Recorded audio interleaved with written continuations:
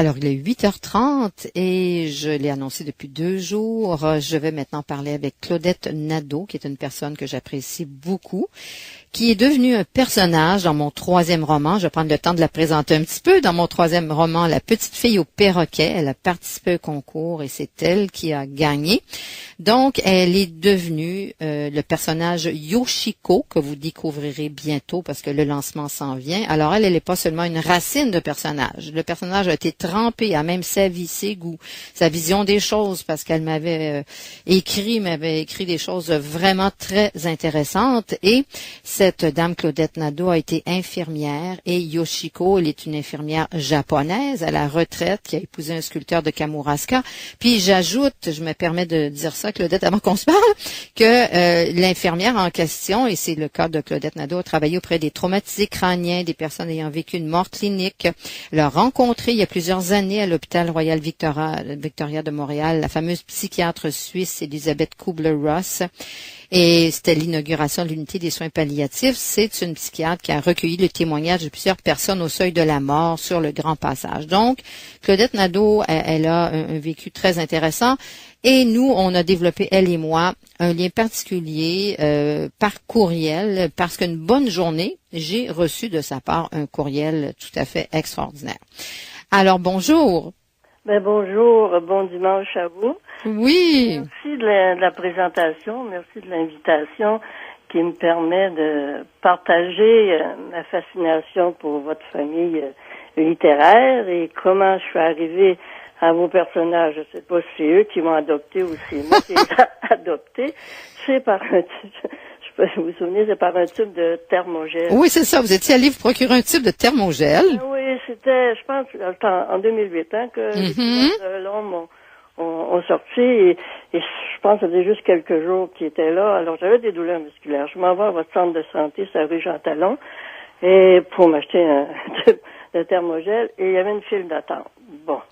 Et devant les caisses chez vous, il y a un cubicule de livres. Et là, il y a le livre des couleurs de l'ombre m'ont presque sauté dans les bras. Et j'étais, surtout la page couverture, la peinture Fornarina de Raphaël. Oui. Je prends le livre, je le tourne, et allant en dos, il y a toujours une description qui donne l'essence du livre. Et là, je découvre Florence Debois, psychologue, qui a des dons très particuliers, qui prépare des enfants à mourir, à Sainte-Justine et le reste, et qu'elle a un don de capter la détresse des autres ou des blessures cachées, surtout chez les femmes, le cancer du sein.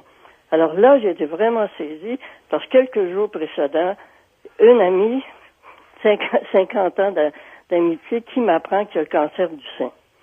Alors, je suis partie avec le tube de thermogel pour les muscles, puis le livre, et je suis rentrée chez moi, et je l'ai lu d'un trait.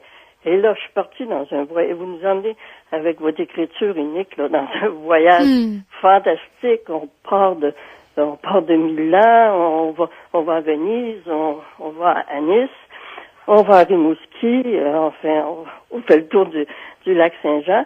Et les personnages qui m'ont vraiment frappé, naturellement, Florence et Neil, son conjoint. Et ensuite, cette dame japonaise, Madame Kino Ashikaga, qui a été directrice, je crois, de musée à Tokyo. Exact. Et là, je suis vraiment saisie et flabbergastée, comme disent les adolescents, parce que j'ai séjourné au Japon. Oui. J'ai étudié les croyances orientales concernant ce que vous avez dit dans votre présentation pour les approches, l'expérience de mort imminente. Oui. Et les deuils et tout ça. Et enfin, j'ai lu ça d'un trait, puis là, ensuite, je rencontre Étienne Aurore. Qui est aussi un personnage. Tout un personnage, un jeune photographe qui devient caméraman pour CNN dans la saga des livres, là. Et ensuite, il y a cette Jeanne Lapivoine. Les gens de Rimouski, je dis, les gens, si vous êtes jamais allé à Rimouski, si vous allez à Rimouski, vous allez la rencontrer. Parce que Jeanne Lapivoine, elle est la femme de ménage de Florence et Denise à Montréal.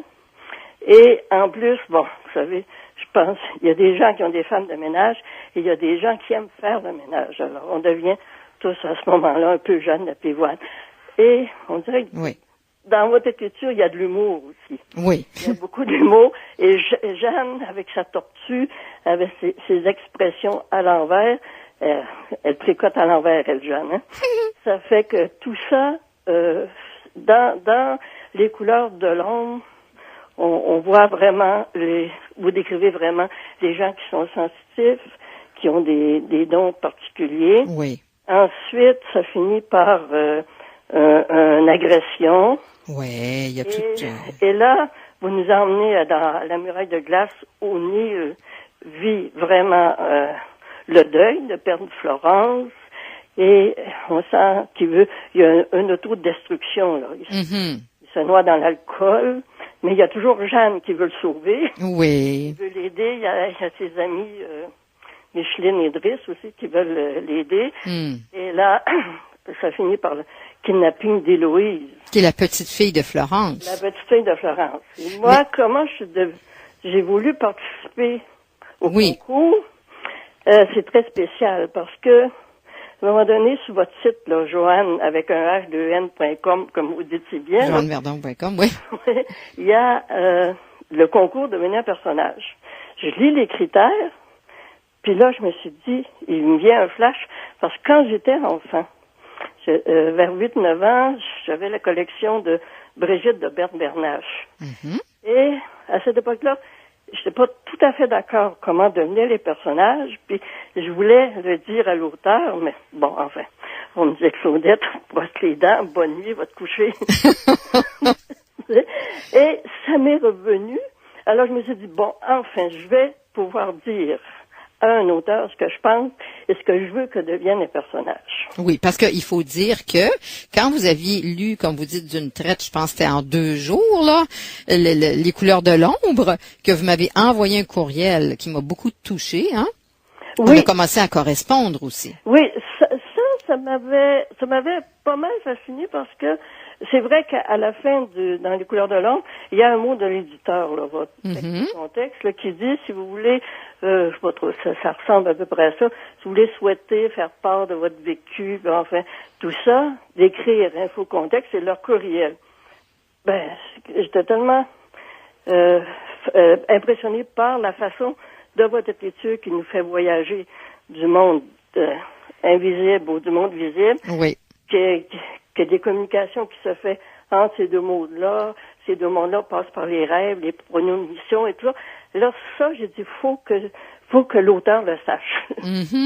Parce que je me suis dit, si un auteur écrit, est-ce qu'on lui fait un feedback, pas seulement en la félicitant, mais vraiment, qu'est-ce qu'on pense? Et, bon, je l'ai envoyé un courriel, et à ma surprise, moi, je pensais, bon, l'éditeur va me remercier, accuser réception, etc., puis ça va finir là.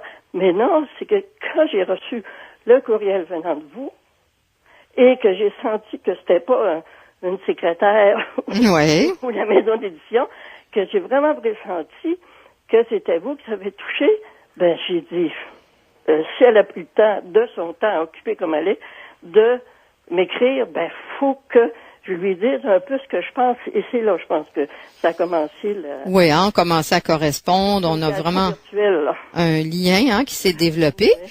Puis, une bonne journée, comme vous dites, ben là, vous vous êtes dit, je vais participer au concours parce que vous aviez ce rêve enfant d'échanger avec un auteur, mais vous auriez voulu que l'auteur et les personnages puissent en quelque sorte avoir une rencontre un peu particulière. C'est exactement ça. Et là, j'ai gardé les critères du concours et comme moi, c'est les croyances orientales et le Japon, j'ai une affection particulière pour ça, j'ai dit, bon, il faut que le personnage continue et que les gens connaissent la culture japonaise, la souffrance des femmes japonaises. Oui. Alors, et bon, je vous ai envoyé ça et là, je dois vous dire que vous avez beaucoup de dons particuliers. Mais là, je pense que vous êtes une lectrice de pensée à distance parce que je ne savais pas quand envoyer le document. Avant la parution de la muraille de glace ou après. Parce que la première pensée que j'ai eue, je vais attendre de lire la muraille de glace pour que moi je pense des personnages, que l'auteur pense la même chose. Ouais. Mais après ça, je me suis dit, si je lis le livre, puis ça correspond à ce que je pense, l'auteur va penser que j'ai été influencée par la lecture de son livre. D'accord. Alors, donnez-la, je l'ai envoyé, et je pense que j'avais bien. Il faut toujours les premiers jets d'intuition. Bien sûr, hein. Il faut. Alors, ensuite, bon, ça nous amène à la petite fille au perroquet. Oui, le 3e livre, le lancement, c'est le 29 septembre. C'est 29, et là, celui-là, il est intense, hein. Oui, c'est ça, parce que vous l'avez lu, bien sûr, parce que je vous l'ai envoyé d'avance, parce que vous êtes un personnage et je voulais que vous puissiez le lire. Oui, puis quand j'ai lu le manuscrit, j'avais rien à dire. Vous avez vraiment, je ne sais pas comment vous avez fait dans votre tête de prendre ce que je pensais et de vraiment faire ce personnage-là. J'avais rien à dire. Mm-hmm. J'étais vraiment fascinée et impressionnée. Alors, tout ce que je peux vous dire, c'est que votre écriture, elle est unique, elle est très vivante, elle est énergique, puis j'invite vos auditeurs à se procurer, à le lire. Puis comme votre poème, après le préambule, là, oui. Vous dites forgeons des clés de lumière. Oui. Bon, je souhaite que chaque auditeur, en lisant ça, trouve sa clé de lumière. Oui. Et de paix intérieure. Absolument. De son enfance, ce que souhaite Héloïse, c'est sûr, et Jeanne Lapivoine avec sa tortue, faut pas l'oublier. Non. Et puis, comme vous dites, trouver sa clé de lumière. Oui, c'est ça, c'est très important, ou même ses clés de lumière pour avoir son trousseau, hein. Ouais. Mais il y a des thèmes très importants. C'est sûr, comme vous êtes le personnage de Yoshiko, qui est une infirmière et qui va être découverte par, bien sûr, la détective. Ah ben Diane Duménil, oh oui, elle prend la place, puis elle est très importante. Oui. Puis elle a des qualités de détecter, elle aussi. Elle suit son intuition. Mm-hmm. Et il y a tout un cheminement, puis une course dans la ville de Montréal pour trouver Héloïse, là. Bien sûr, puis on a la petite fille au perroquet qu'on va découvrir, qui veut devenir une ambassadrice de conscience, qui a vécu une mort donc cérébrale, qui est devenue une enfant donneuse d'organes. On a peu de temps pour développer là-dessus, mais on découvre l'envers des choses, on découvre beaucoup d'éléments là en lien avec tout ça. Oui, la petite fille au perroquet qui n'est pas Héloïse. Non. C'est faut lire le livre. Faut lire le livre parce que c'est comme les autres livres, on embarque de temps. Et ce qu'il y a aussi une chose dans votre écriture, c'est que on est incité, il y a des mots, des fois c'est un amalgame de poésie, d'art, de peinture, de suspense, parce qu'il y a toujours un thriller, un suspense, qui soit dans l'espionnage industriel dans Les couleurs de l'ombre, ou Neil qui est suivi dans la muraille de glace. Oui. Par quelqu'un, puis ensuite le kidnapping d'Héloïse, puis dans la petite fille au perroquet, les organes, les greffés, les dons d'organes, le trafic qui peut se faire autour de ça. Il y a cet amalgame-là de suspense, d'humour, de poésie, de philosophie. Et des fois, il s'agit d'ouvrir le livre, on voit juste une phrase et ça nous donne une réponse à une question qu'on a vue dans la journée, là.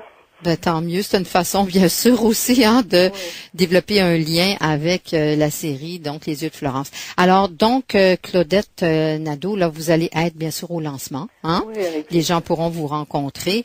Et c'est le mercredi 29 septembre. C'est un 5 à 7. C'est à la salle l'Alizé, L''ALIZE, au 900 Ontario Est. Il y a du stationnement. C'est coin Saint-André. Par métro, c'est facile. Station Berry-UQAM. Alors, on va vivre une belle soirée très spécial. J'espère que beaucoup de gens vont découvrir la petite fille au perroquet parce qu'elle m'a fait des grands signes de la main. Moi-même, je pensais jamais qu'elle prendrait toute cette importance-là dans le livre. Mais oui, c'est important de découvrir une certaine face cachée là chez les enfants accidentés donneurs d'organes. Alors, merci beaucoup, Claudette Yoshiko. Oui, d'avoir été avec nous. Et écoutez, on a un beau lien ensemble, très spécial. On va continuer de l'entretenir. Oui. Alors, à très bientôt. Merci. Au revoir. Bonne journée. Alors, chers amis, voilà, vous voyez, c'est Claudette Nadeau, Yoshiko.